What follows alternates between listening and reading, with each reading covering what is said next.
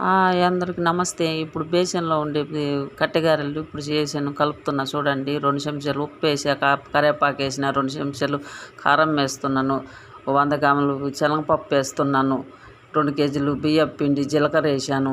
ఇవన్నీ వేసి మిక్సీ కలిపి నీళ్ళల్లో ముద్ద చేస్తున్నాను చూడండి ఫ్రెండ్స్. మీకు నచ్చితే లైక్ చేయండి, మీకు నచ్చితే కామెంట్ చేయండి ఫ్రెండ్స్.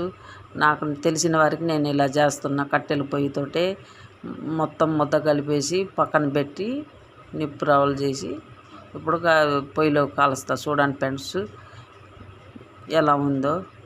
ఎప్పుడు చేస్తూనే ఉంటాం పండగకి. చూడండి ఫ్రెండ్స్ ఎలా ఉన్నాయో. పొద్దుపోయింది, చీకటి అయింది ఫ్రెండ్స్, ఏమనుకోకండి. లైక్ చేయండి, షేర్ చేయండి, సబ్స్క్రైబ్ చేయండి.